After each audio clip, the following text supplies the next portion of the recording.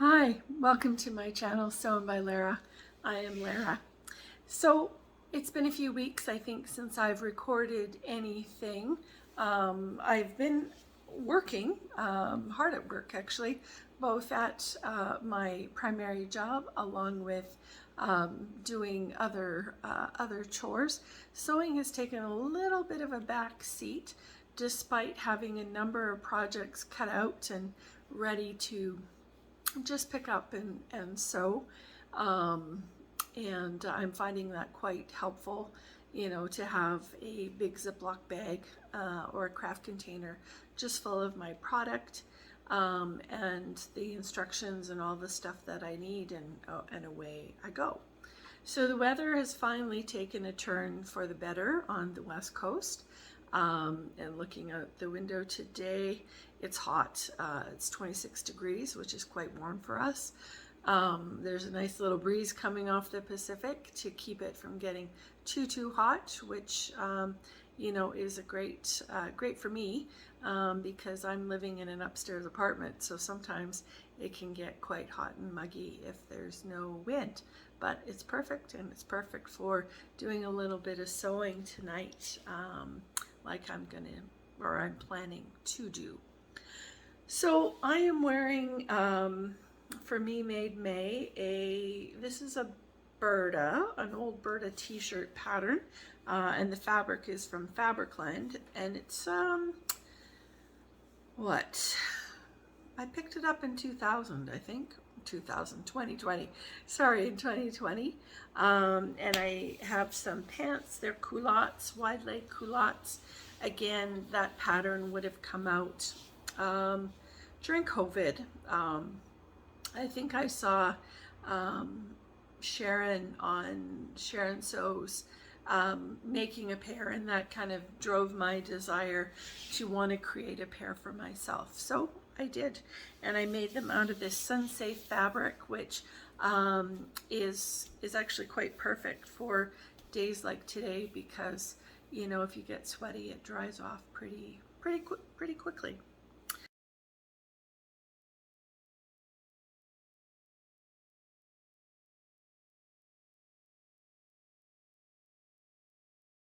So, anyone else doing a bit of out-of-season sewing? I try not to have UFOs around. If you don't recognize the term UFO, unfinished objects, or WIPs, works in progress, is another term.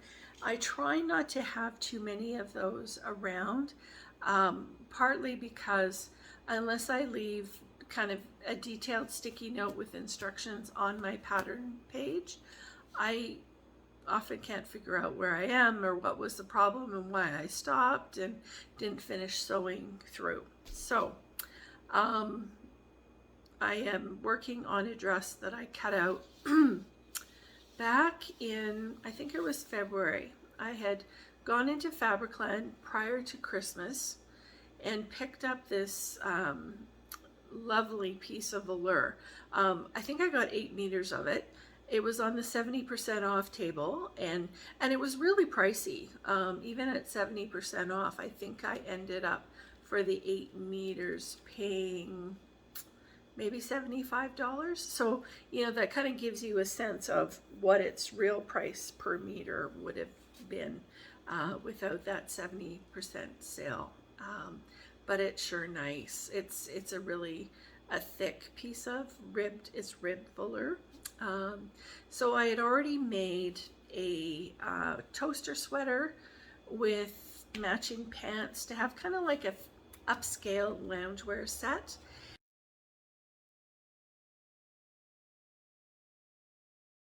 And then I had this leftover piece that I had intentionally said, I'm going to make a dress out of it. What dress should I make? And I thought, I'll just make the Flawsome dress again. Now, do I like it? Yes and no. Again, I think I needed to make it a bit smaller because I've got some gaping. So the Flawsome dress has a curve here and then a curve that goes over the top of your boobs. And if you don't cut it properly, there can be some gaping. And of course, you know, when it's lying on the girls, you know what that gaping could look like. So it's yeah, it's a little problematic, and I've gone in and I've taken it in, but I still have a little bit of gaping on the curve, which I'm thinking if I take elastic, clear elastic, and sew it down and across, that might fix it, but we'll see. If that doesn't work, I just might hack it off at about there and turn it in and make a casing and have a nice fuller skirt that shapes my lower half and give up on the top half altogether. So yeah, so I'll put in a few stills for you to take a look and see.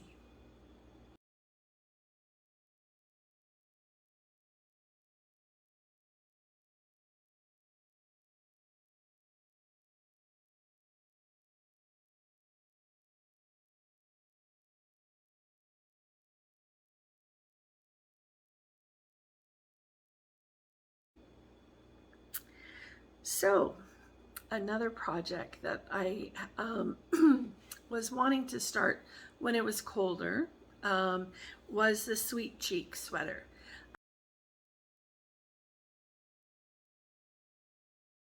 This is by Pattern Emporium, and it came out, I think it was last year. And I've had it kind of on my list and said, okay, I want to make it. Now, I made it out of a knit end, and I got it at Fabricland. And this knit end is like an aqua turquoise green. It's kind of got some holes in it. So it's not, you know, your typical knit, like your typical sweater knit that's kind of like a more of a denser kind of weave, which it's okay for this because I made myself a vest essentially of the Sweet Cheeks pattern, and it works. That's one of the configurations of it. So quite pleased with it. And you know, again, my thinking was to try to do a look that I used to wear in high school, actually, of a vest, and often it had holes in it, and then a tank top underneath with a skirt or a pair of jeans. So that's going to be my look.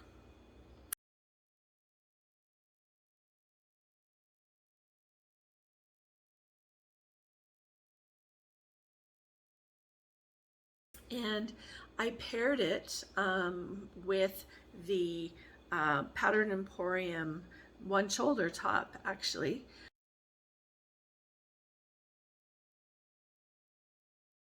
And you'll see them shortly here together. The one shoulder top I've made out of fabric from the Dezigner shop, and the pattern is called Mixed Brights. I really like it. I bought a whole bunch of their fabrics, actually. I bought 1, 2, 3, I think 4 different colorways, a few meters each, and have been whipping them up and making them, you know, from skirts to tops, and have enjoyed their fabric, and I'll talk about them in a little bit here. But this one shoulder top, again, comes over here, comes across and down.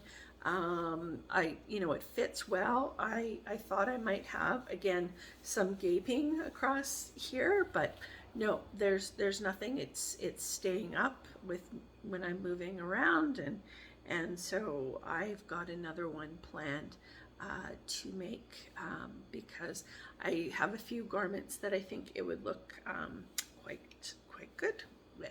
So that is one of my plans. So I'll put in some stills so that you can see.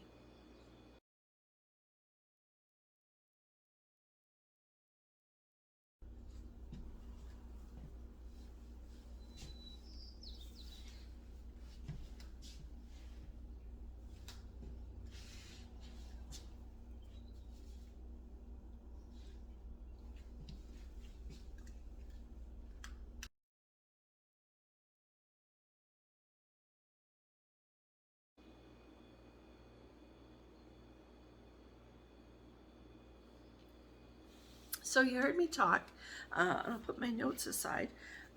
You heard me talk that I had gotten fabrics from the designer shop there in Montreal, and I actually picked up another pile of them. So I got more of the mixed brights here, and this one, I'm not sure what it's called.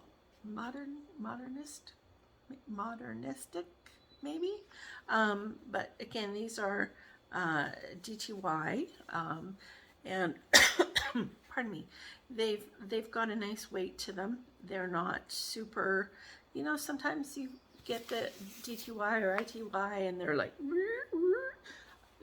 these have got a really good recovery, and so I appreciate that. So out of these, I am, my plan is to do 2 pieces of my Make 9, because I haven't started my Make 9.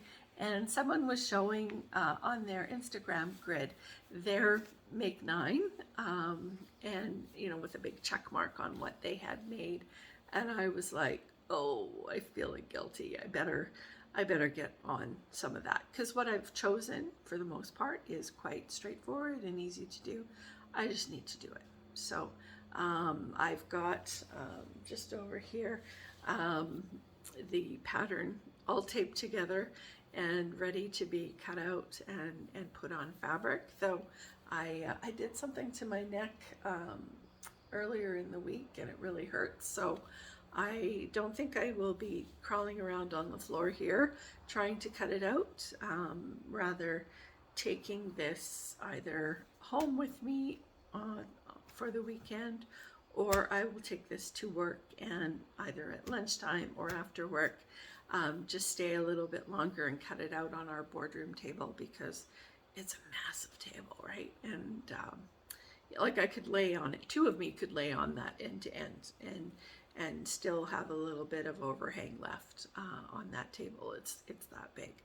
So so that's the plan with those fabrics. And in the package that I got from the designer shop, they actually put in some sample cards, which I really really appreciate and think is really thoughtful of them. So this is their Mizoni knit, and I don't know if you can see, it's got some bubbling to it. It's quite neat. I like that texture. And I'm looking at this and its recovery and thinking that would make a really neat tunic top or a wrap dress, and it would look quite lovely. And then they also got it in solids as well. So that's that. I was really taken with their Millennium Bengaline, because I need to make some pants and shorts, and I thought this has got a bit of stretch to it. I thought this would be really wonderful, and they got it in a number of colors, but this again would be a really good, just neutral kind of option. This is a sample of their rayon, again really pretty, and I really don't mind the colors. A lot of these colors are in my closet currently. They do chiffon, so a nice looking chiffon. This is a sample of their ITY, just a solid ITY, and I'm thinking, hey, you know, that color actually looks pretty good on me. It's got a nice hand though. It feels really nice. And then here's their, what they call French Jersey DTY. So this is a lot of what I've bought, is their French Jersey DTY. And of course they have all sorts of patterns and colors for various different, you know, color seasons.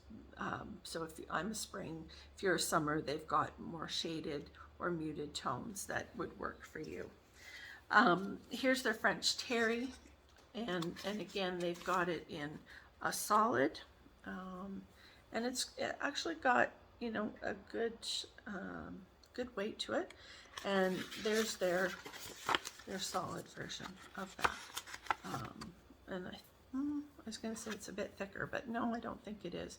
So this, you know, I'm looking at this and thinking, if you're traveling and flying, like this would be good to have as your bottoms, and then have this as, you know, your top or your pullover sweater that you can just snuggle in as you travel. And then two more. This is their Pontel rib.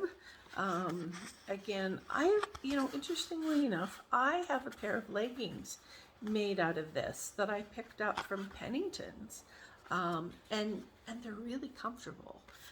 Maybe not made for winter, but this certainly, if you wanted a thinner summer, early spring legging, this Pontel rib actually may be quite nice.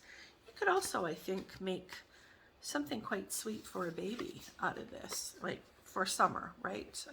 That they could just, like a onesie, I'm kind of thinking, and you know, the air would move through the little grids, but with how it's made, it might keep in some of the heat so they wouldn't get too cold. Good ventilation. And then last but not least is their Ponte here. And again, it's got a nice weight. It's this, I'll call it a lightweight Ponte.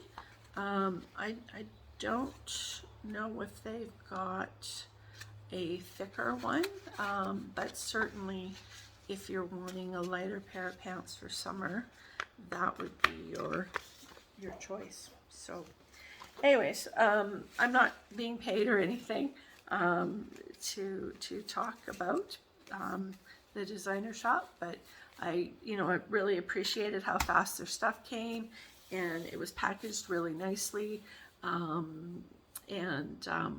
yeah, it's just been really great fabric. So I thought I'd share because I had never heard of them. For me, being in Western Canada, I tried to buy stuff from Manitoba West, and so to find some shops a little bit further than that, but still Canadian, I also think is a good thing. So anyways, that is what I've been up to, and I hope you have been more productive than me. I've been seeing some of you in your Me Made Makes popping up on my Instagram grid or feed, and really liking what I am seeing. So I hope you have a really good day or night wherever you are, and I'll talk to you the next time around. Bye now.